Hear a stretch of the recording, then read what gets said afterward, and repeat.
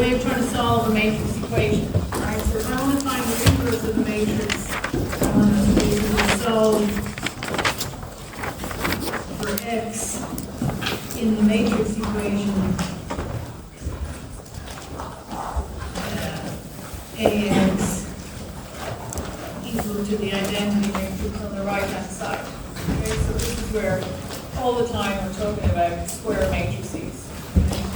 This is AX, and the identity are n by n matrices. Okay? So if you think of it that way, then this method makes sense, and it just says we're going to look at solving a system of equations. We were kind of solving, if you like, n systems of equations simultaneously to form one big augmented matrix. So typically when we're solving AX equal to B, where X is a vector and B is a vector, we form an augmented matrix by taking the coefficients from their system of equations and putting in the constants corresponding to the B, AX equals B, and then we can go reduce it. So when we're looking at this specifically to solve for the square matrix X, not just a vector, but n vectors, we form a larger augmented matrix. The reason that we do this is because it's faster to do this than to independently solve those n systems of equations. Okay, so this is the faster way to do it. We're just going to we're going to cut down on the amount of row reductions we have to do. We don't need to keep row reducing a part of this augmented matrix. Okay? So what we do is we take A and we stick it into a matrix that's twice as long as A. So the left-hand side is the matrix A, and the right-hand side is the identity matrix. Remember that the identity matrix is just a thing that has all ones on this thing called the main diagonal and 0 everywhere else. It's a multiplicative identity. You take that A prime, say, the augmented matrix, and then you just perform Gaussian algorithm on it until you get a matrix that's in reduced row echelon form. And if you get the identity matrix appearing on the left-hand side, then it's possible to solve for X in this equation. So this equation is consistent if and only if you can finally get the identity matrix on the left-hand side, and then the right-hand side is giving you the inverse of the matrix A you're looking for. If it doesn't have an inverse, then the identity matrix will not appear on the left-hand side of this thing after you perform the Gaussian analysis. Okay? So there's only two possibilities. Okay, so we did that. We looked at that. We noted that, and we did an example of it. We also noted that there are some circumstances when it's handy to solve for an equation. So if I want to solve an equation in general of the form AX equal to B, say, right? So if A inverse exists, it doesn't always exist. Not all matrices are invertible, some of them are singular. So if it exists, then we get a new equation, right? So then we can write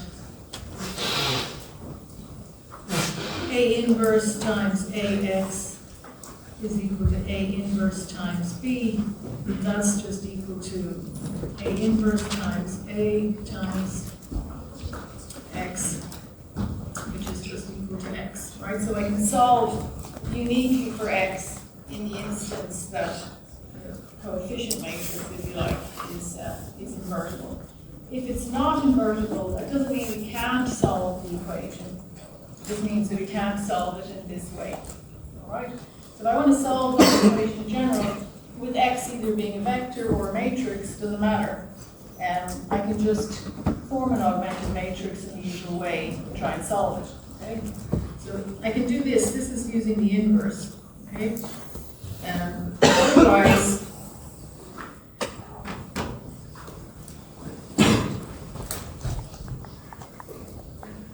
you can form the augmented matrix A with B adjoined onto it.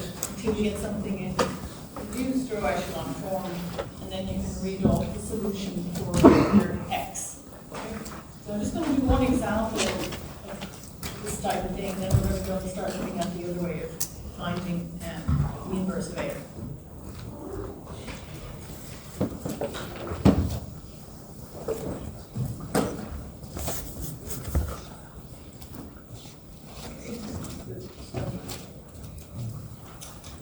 Okay.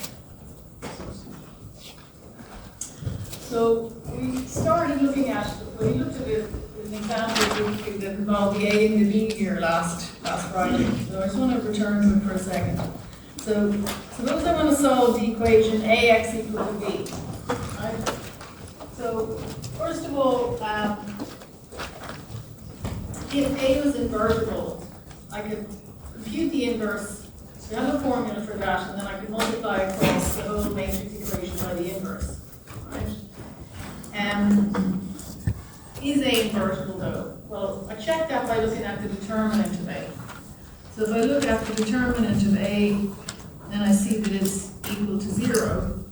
And we know then that A inverse does not exist. So I'm not going to be able to do that approach of AX equal to B. Okay? So A inverse, let's see, there's no A inverse. Okay. So let's have a look at solving AX equal to B. I'm going to call my augmented matrix 1, 2, 2, 4, and B on the other side, 3 minus 1, 6, 2. Okay? So just like we did when we started looking at systems of equations, but now we just have solving for x instead of the vector. Square matrix x. Okay, so if I further reduce this, say I leave the first row as it is, I'm putting the line down the middle to remind myself that that's on the other side of the equal sign. Right? So I've got a 3 minus 1. So if I want to eliminate the 2 underneath my first leaving 1, I'm going to take twice the second row and subtract it from the first row. Right? So 2 minus 2 is equal to 0, 4 minus 4 is equal to 0, 6 minus 6 is equal to 0, and 2 plus 2 is equal to 4. Okay. What do I deduce about this equation AX equal to B?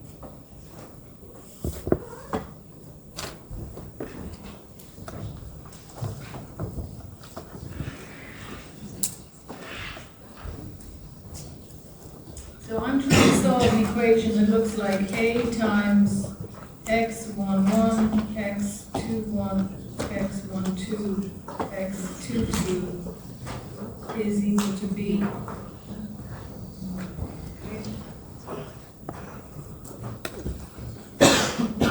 This is the same as saying that A times x11, x21 is equal to the first column of B. Right? When we do a matrix product, it's like doing a load of matrix vector products. When I want to compute the first column of A times X, right? I take A and I multiply it by the first column of X. So this would be equal to the first column of B. First column of B is 3, 6. Okay?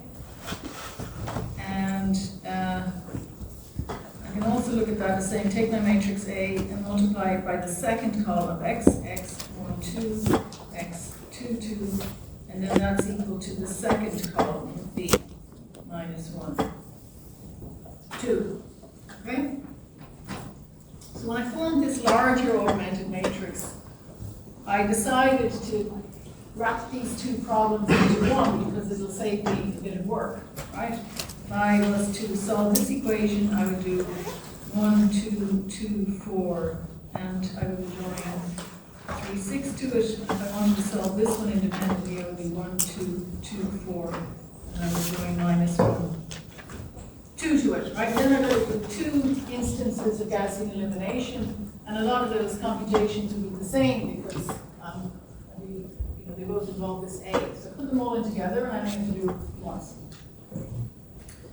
Okay, based on what you can see above there, based on this thing, I can see one of these two things has a solution. Which one has a solution? The left one or the right one?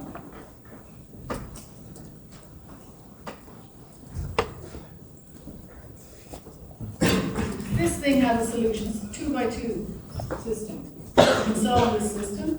If I row reduce that, what's going to happen to the bottom row? I'm going to get zeros. Okay. Am I going to get something inconsistent? No, right? It's not going to be inconsistent. It's going to have zeros. That corresponds to the equation 0 equal to 0. Okay? So I can solve for x11, x21 in this equation. And that's what you see that happening over there, right?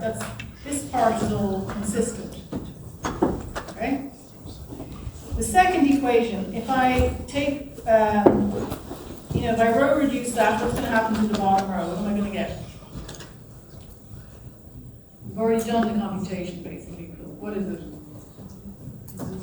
0, 0, 4, right? On the bottom row. Is this consistent then? No, right? Because I'm getting an equation in the form 0 equal to 4, which we know is a lie.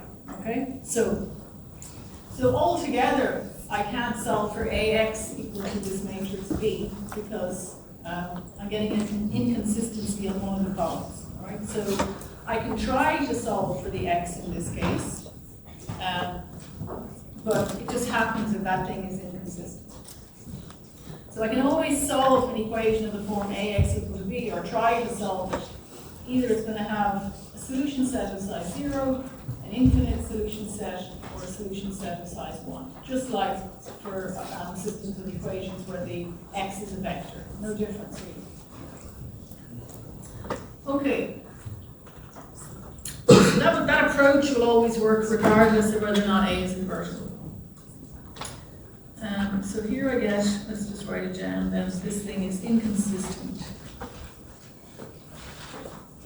Okay, it does not exist X such that AX is equal to B. Okay, and you can see from what we've written down what the equations are, right?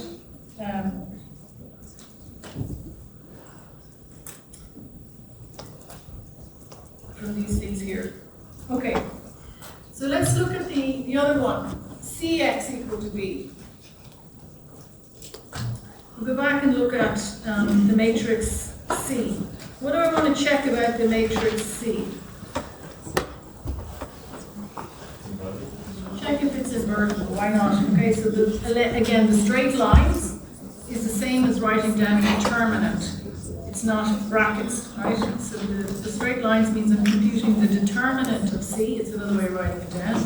Right? That's determinant of C. And I compute that by 0 minus 1 is equal to minus 1. That's non-zero. What do I deduce about C? It's invertible because it has non-zero determinant. Right? And I have a formula that tells me how to write down the inverse of this thing, if it exists. 1 over the determinant, which is AD minus BC, times the matrix I get by interchanging the A and the D, and then negating the B and the C. Okay, so I have that formula. It allows me to write down very easily the inverse of the 2x2 matrix. So C inverse is equal to minus, so 1 over the determinant is minus 1. Interchange the guys in the main diagonal, 0, 0. I negate 1 and minus 1, and then it's a bit silly to write minus a matrix that has all negative entries, so let's just write it as itself. So this guy is its own inverse, actually. So it's just equal to 0, 1, 0, 1 is equal to C. Right? That doesn't happen. Okay. Knowing that I can invert C, what can I say then about this matrix equation? Can I find the solution X for it?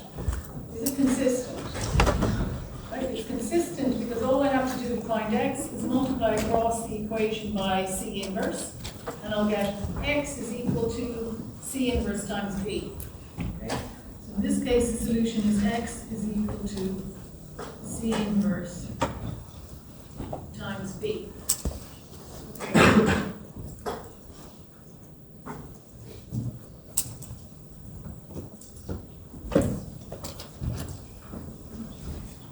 Now what? Instead of looking at the equation AX equal to C, which is also inconsistent, I want to go back and look at the matrix AX equal to B again, and I want to change B. Okay, so suppose now B was equal to a matrix that had 1 here instead of minus 1. Okay, so suppose we change that to 1. Yep. I just want to make sure that the first thing you said 0, 1, 0, 1. Oh, sorry, it should be the 1 here, right? Thank you. Yeah, it's the same as C, sorry. 1 0, thank you. Okay. Supposing that's my matrix B there, I'll change the minus 1 to a 1, right, in the equation B. And so this thing is going to change now. This time when I subtract the first row from the second row, I'm going to get zeros all the way across there. Right? Just generated a new equation. So I'm looking at some other guy, B prime say, that has plus 1 instead of minus 1. Okay, what can we now say about this equation, AX equal to B? Is it consistent or inconsistent now?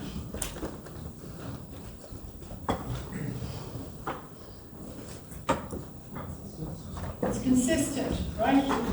There's nothing wrong with that. I've got a row of zeros, so I've got one equation, or I've got, in a way, 2 equations, but so what do I have? I have that 1 times x11 plus 2 times x21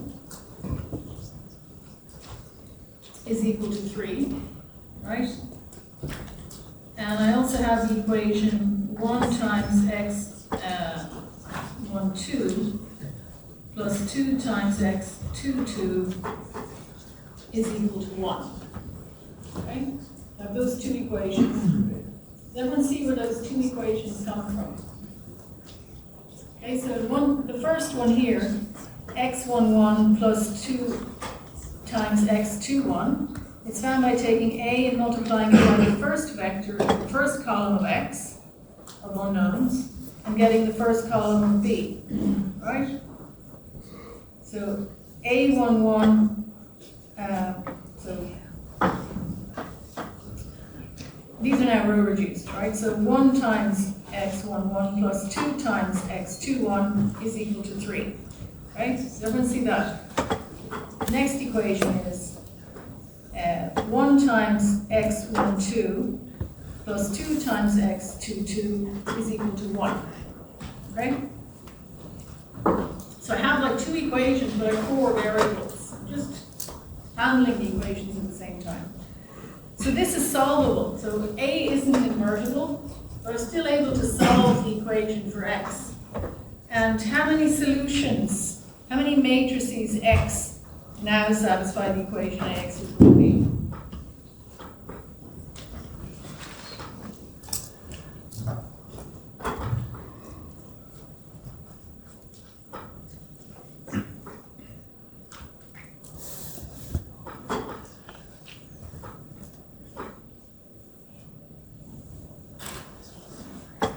So I have 3 choices. I could have no solution, I could have 1 solution, or I can have an infinite number of solutions. What would you put money on? Yeah. An infinite number of solutions. Because all I have to do is pick, for example, x21 equal to 0, for example. And then x11 is equal to 3, that's 1 solution. And x22 is equal to 0 again, and then x11 is equal to 1, that's 1 solution. And every time I put in different values for these guys, I'll get another corresponding value for the x11 and the x12. Okay, so I can even write down what the form of these things looks like, what x looks like. So suppose I pick x2, I'll just write it as x21 here. So x21, and then x22.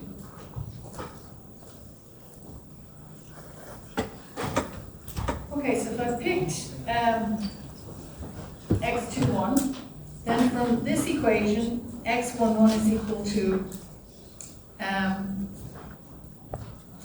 3 minus 2 times x21.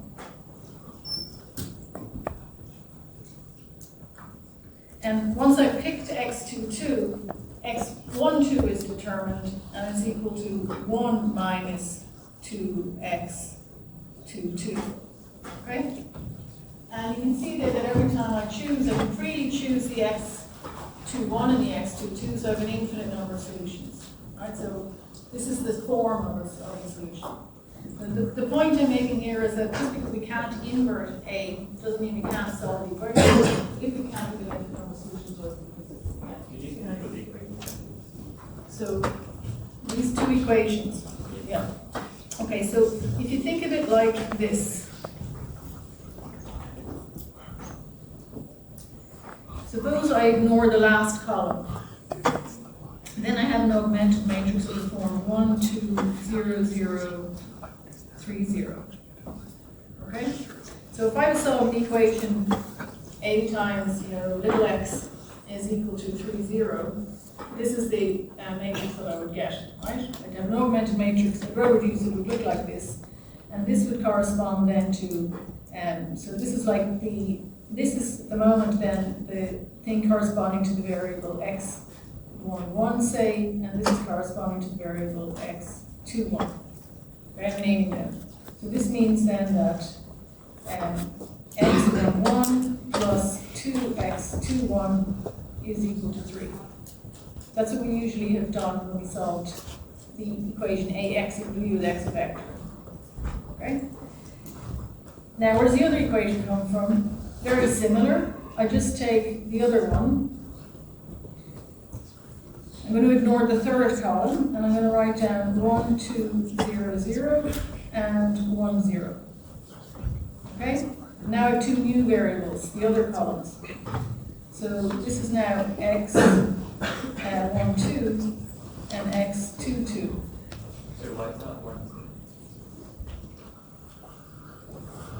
Because when I'm calling the matrix X, I've got x11 and x21. That's my first vector. Okay, so x11, x21. They're the ones I'm using for that, solving in that column. And then the other column is x12, x22. So those are the names of the variables I'm solving for the other guy. Okay, so now I just have x12 plus 2x22 is equal to 1. Okay?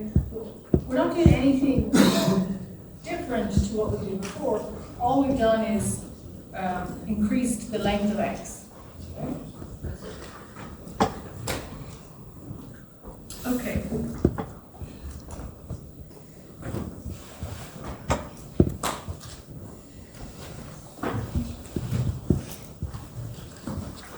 Let's just note a couple of things about when we have two invertible matrices. We've got two invertible matrices A and B, so I know their inverses exist. So this theorem tells us that their product is invertible, and we can write it down. Okay, so the proof of this is actually very, very easy because all I have to do is take my matrix AB, and I'm going to take this proposed inverse and show that it works, and then I'm done. All right? So what I'm given is that that A inverse and B inverse exist, right? That's what we're told as part of the hypothesis. And now I'm going to take, how do I decide what the inverse of AB is if it exists? I need to find a matrix X such that when I multiply it by AB, I get the identity. Okay? So I need to find X such that A, B, times x is equal to the identity. Right? When you're saying something's invertible, we need to solve that equation. Right? By definition. We've been given this x in the statement of the theorem. I'm just going to substitute it in. Okay? So let's try x equal to b inverse a inverse and see what happens. Okay, so this would have been much harder if someone gave us a problem and said, what is the inverse of a times b? Because then you have to figure out what it was. But we don't have to figure it out, we just have to try it out. So I'm going to take my ab and I'm going to substitute in for x. Now you can see it's trivial, right? I just move the brackets around and I'm going to get a times b inverse times a inverse, which is a times the identity times a inverse, which is a times a inverse, which is equal to the identity. Okay, so that thing works, and we know that it's that's unique. Okay, so if A and B are both invertible, the product is invertible. So this is quite nice. It means it has an extra bit of structure. The invertible matrices are closed under taking products. That is what we take apart. Or order reversal, just like the transpose.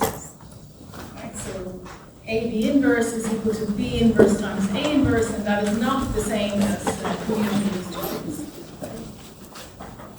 Okay, unlike matrix addition, so if I take two invertible matrices. Here's an invertible matrix, and here's an invertible matrix.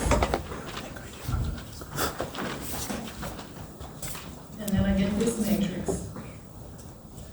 The determinant of this thing is equal to 1. The determinant of this thing is equal to -1. But the determinant of this thing is equal to 0. Right? So sums of invertible matrices are not necessarily invertible. Okay?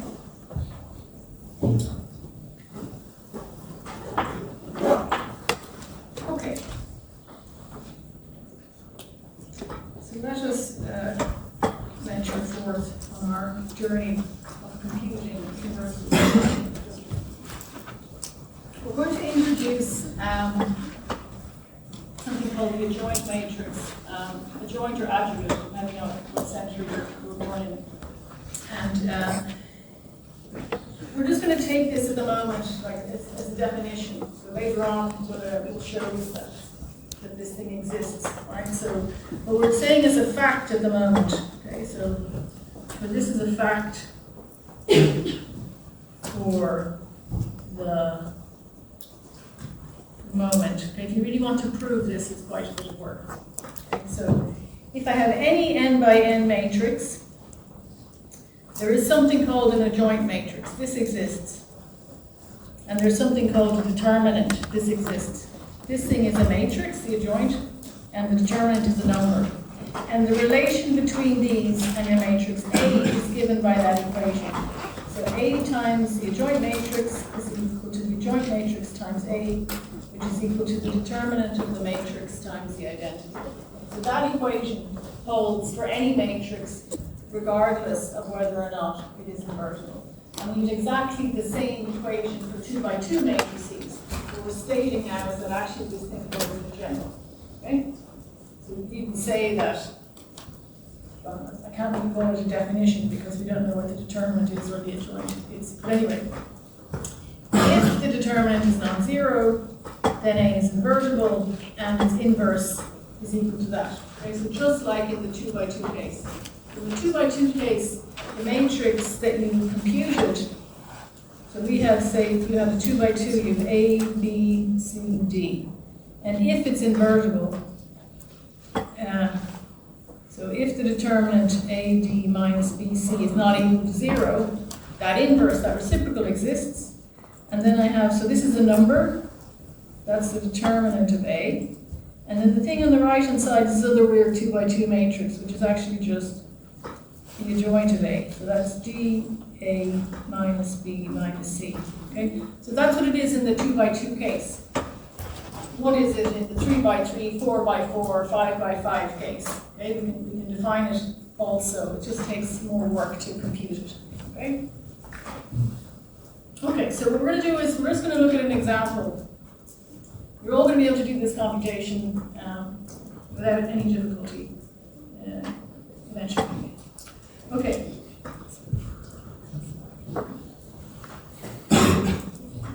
Okay, so we're going to compute a bunch of things associated with this matrix B. All right, so I've got this matrix B. It's a 3 by 3 matrix. Find B inverse. You could find B inverse if it exists by using that method we did using Gaussian elimination. But we're not going to do it using that method. We're going to do it by another method. What are the steps that we have to do? We have to do something called computing the matrix of minors of B. And then we have to compute the matrix of cofactors. Then we compute the adjoint. And then finally we get the inverse. Okay? And these are 4 steps, which sounds like a lot. The first step is the longest step, and all the other ones are really, really fast. Okay? So this is long-ish. And this is fast, this is fast, and this is fast. Okay? That's all. Now,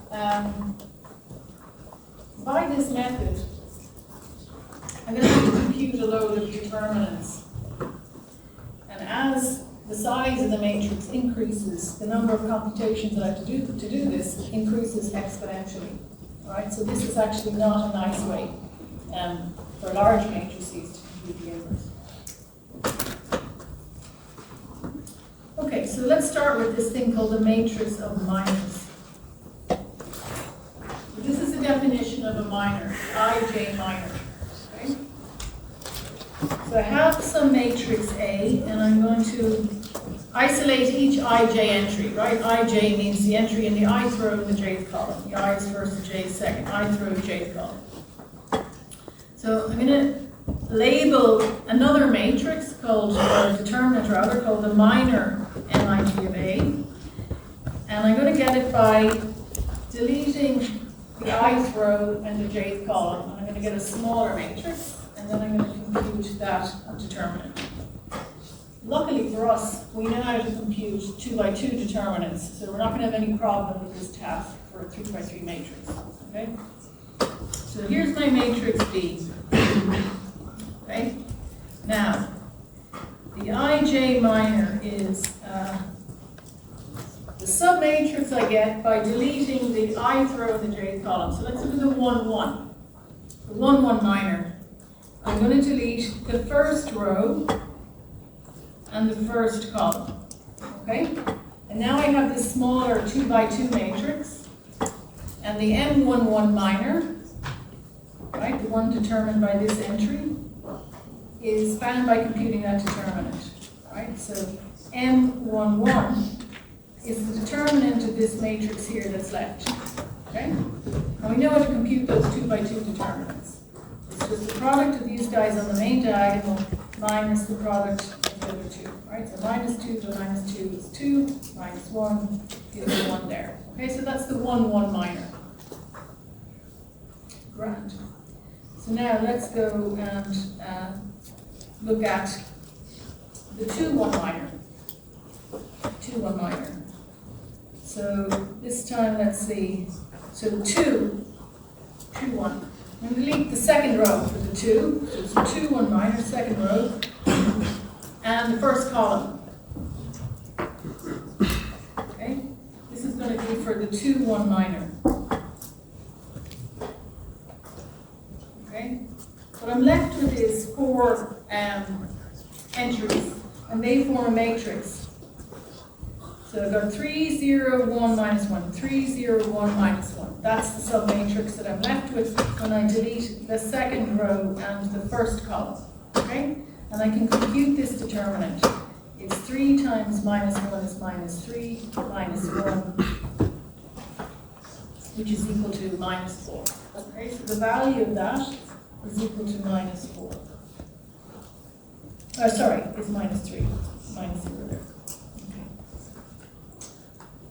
Okay, let's do another one.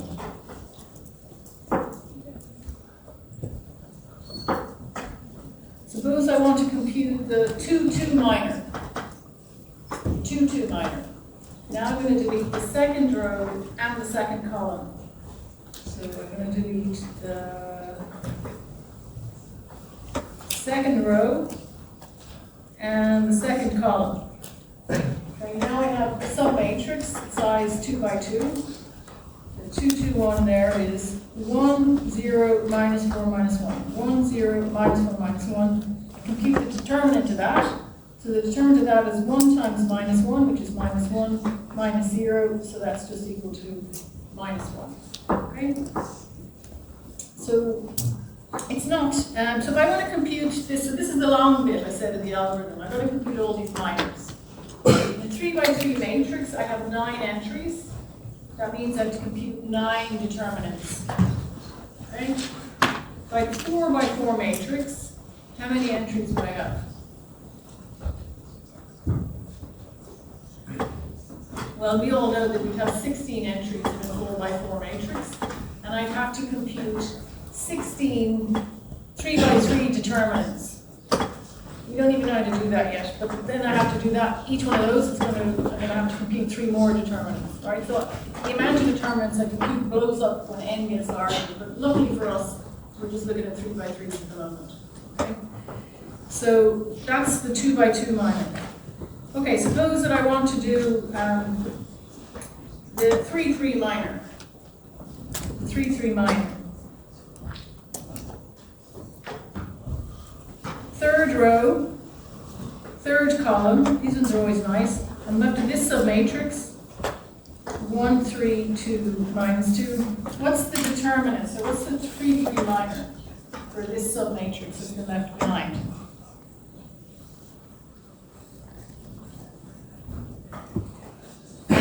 Minus 2, minus 6, which is minus 8. So the 3, 3 minor there is equal to minus 8. Okay? Now we're going to clear on how we compute an ij minor. Okay, so the I is for the row, and the j is for the column. We mustn't mix that up. That's the only thing to be careful of. And anyway, the rest is okay. Okay, so I now have these 9 entries. The matrix of minors is the one that you get by sticking these things into a matrix. All right, so the matrix is going to have first column 1, 2, 6, second column 3, minus 3, minus 1, 13, and the last column, so the 3, 1 minor is found by deleting the third row in the first column.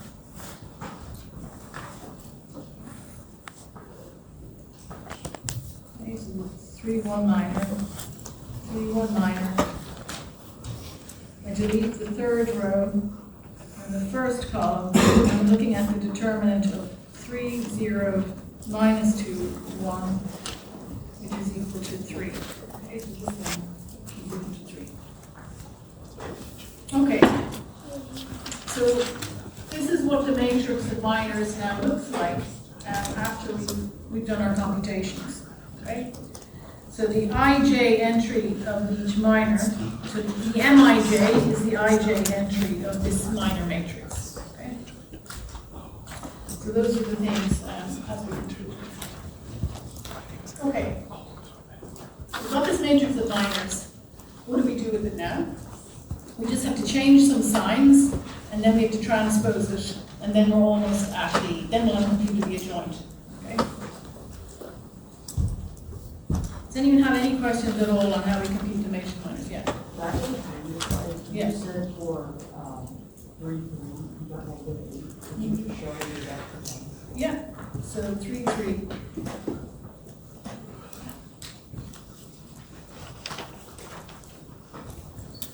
Okay, so we've got, I delete the third row and the third column, so M3, 3, 1, 3, 2, minus 2. So the determinant there is equal to 1 times minus 2 times 3. So that's minus 2 minus 6 is equal to minus 8. Oh, that one. Is that, Yeah. Oh, that one, so. okay, yeah. Okay, so we've got our matrix of minors. And now we're going to do something small but very important. We're going to turn it into something called the matrix of cofactors. And all we're going to do is change some signs in our matrix. So this is very, very fast. Okay?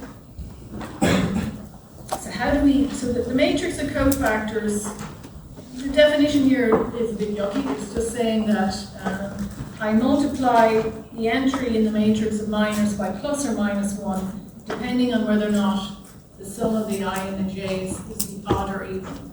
Okay?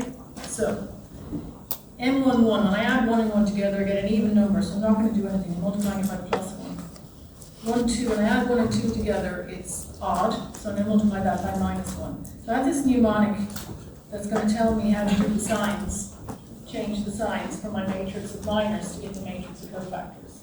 Okay? So it starts off plus, minus, plus. The next one minus, plus, minus, plus, minus, plus. Okay? So just take the matrix of minors that I have, and I multiply the corresponding entries by minus 1. Everybody happy with that? How to do that? Yeah? Okay. So now I have this other matrix. Grand. Okay. Next step, the adjoint. I just take that matrix and I flip it on its side and keep the transpose of it. And then I've got the adjoint matrix. Okay? So the adjoint matrix is just a transpose of this matrix of cofactors. And I'm sorry that we have these terms like matrix of minors, matrix of cofactors, adjoint matrix. I didn't make them up. Okay? These are terms that existed long before even I was born. They're just things that we have to know. Okay? They have a place. We want to properly understand determinants. We need to use all these things. But anyway, life is the way it is. So the adjoint of this n by n matrix is just a transpose of the matrix of cofactors. So I took my matrix of minors, I multiplied some of the things by minus 1, then I flipped it to get the transpose, and now what I have is this thing called the adjoint matrix. And the fact that we mentioned at the start, when we started talking about this, was that if I take a matrix A and I multiply it by its adjoint, I'm going to get something times the identity, the determinant times the identity. So this is the matrix B that I started off with. There's its adjoint matrix. So this is B, this is the adjoint, and I multiply them together, and miraculously what I have is a matrix that's diagonal. It just has these numbers on the main diagonal and zeros elsewhere. By definition, that number there, which is the same in all the entries, is the determinant of the matrix A. I mean the matrix B. Okay? So this is actually equal to the determinant of B multiplied by the identity matrix. So now, someone is going to tell me what the determinant of B is equal to.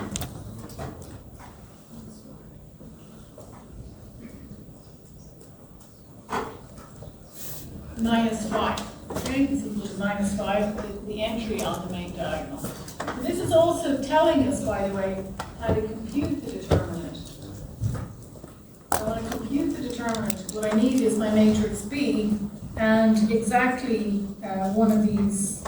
Well, how do I compute this 1-1 entry? I take the first row of the inner product with the first column of its adjoint matrix, right? The definition of matrix multiplication. That means that if I compute the first column of the adjoint, then I can compute the determinant. What are the other ways that I can compute the determinant? I could take the second row of B and multiply it by the second column, right? Because the 2-2 entry is a dot product of the second row of B with the second column of the thing on the right, it's adjoint. Okay? That's another way to compute the determinant.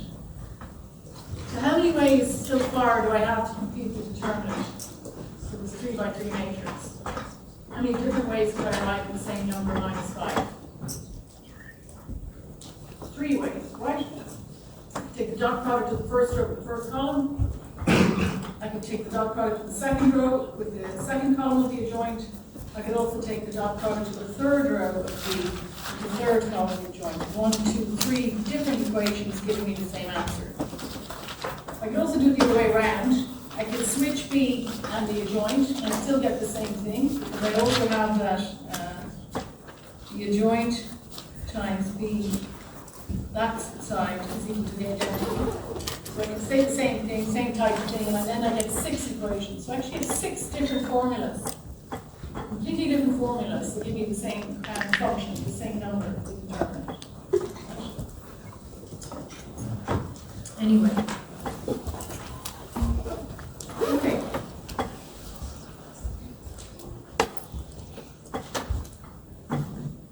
So that's essentially what we've written up there.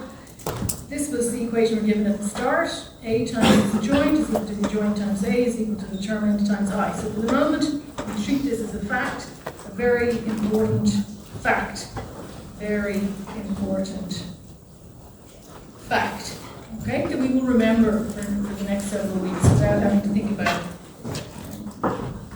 In this case, the determinant is equal to -5. And then when I actually finally compute the inverse, I just take the joint matrix that I had and I divide across each entry by 1 over -5. So here I just change it up in the gates and things, so it looks like, so it's 1 over 5 times this is equal to the inverse of E. We can check that when you multiply by B, you get the identity. Okay, so we'll leave there for today and we'll talk about